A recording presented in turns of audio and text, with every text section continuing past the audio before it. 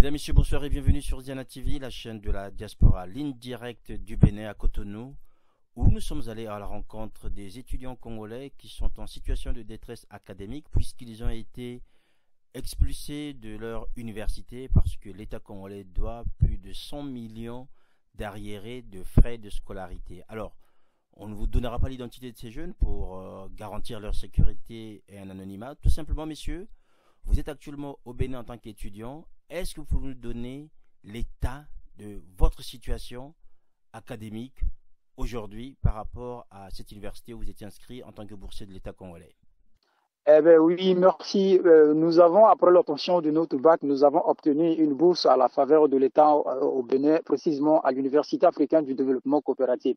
Maintenant, nous sommes arrivés le 10 janvier 2014. On a coulé la première année et bon, nous sommes passés en deuxième année. Actuellement, nous sommes en troisième année. Subitement, en troisième année, déjà vers la fin, l'administration a écrit une note qui nous a mis en suspension les cours et bon, généralement, nous devons aussi remettre les clés du campus sur lequel nous sommes.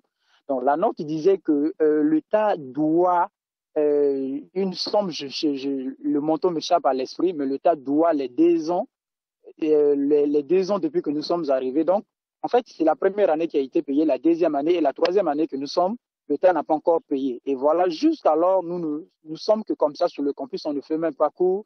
Et voilà, les autres sont passés même les examens devant nous, on est que comme ça. Actuellement, ils sont même au cours. Nous sommes là, bon.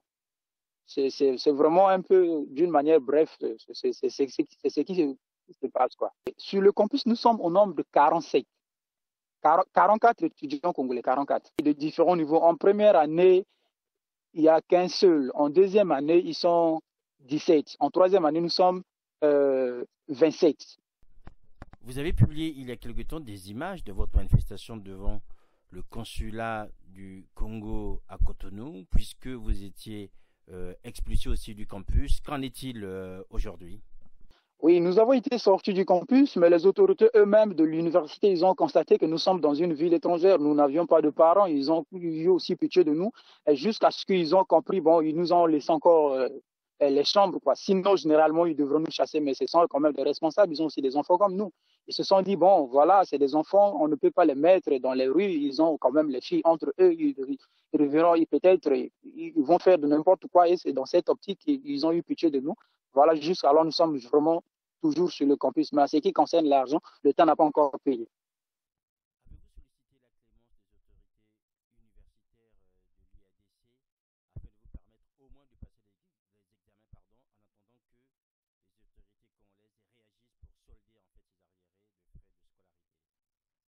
Ça, c'est bien clair. On a eu même à négocier l'audience avec le vice-recteur de l'université avant les examens. On a voulu solliciter, si possible, on peut nous accorder d'aller faire les examens. Et comme ça, dès que l'État paye, bon, peut-être ils verront ça plaire. Le vice-recteur nous a dit hermétiquement simplement que tant que l'État ne paye pas, vous n'aurez pas droit au cours.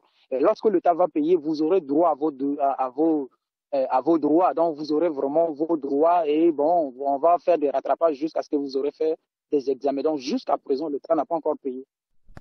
Quelle démarche avez-vous menée pour trouver une solution à cette situation, notamment auprès des autorités consulaires d'abord et aussi auprès des autorités congolaises du côté de Brazzaville? Bon, les démarches que nous avons menées, bon, nous avons saisi le consulat pendant une semaine. Bon, le consul aussi, il a essayé de contacter le Congo. Ben, on a essayé, on dormait même là-bas, on n'a pas eu une solution concrète. Jusqu'à présent, bon, on était déjà fatigué, on a quitté aussi le consulat, mais on a placé une banderole qui disait l'interdiction, la fermeture du consulat jusqu'à une date un peu plus longue. Si vous résumez la situation aujourd'hui, vous percevez votre bourse normalement, mais le problème concerne essentiellement la régularisation des frais académiques pour vous permettre de reprendre les cours. C'est bien ça, c'est ce qui nous tient à cœur, parce que c'est à travers les études que nous sommes ici. Donc, on ne devrait pas être ici sans les études. Alors, ça nous fait très mal et en plus, c'est une honte de voir les autres composer devant vous. Et vous êtes là. Bon, ça fait tellement mal, tellement mal. C'est même aujourd'hui qu'on veut de payer la bourse à 11 heures.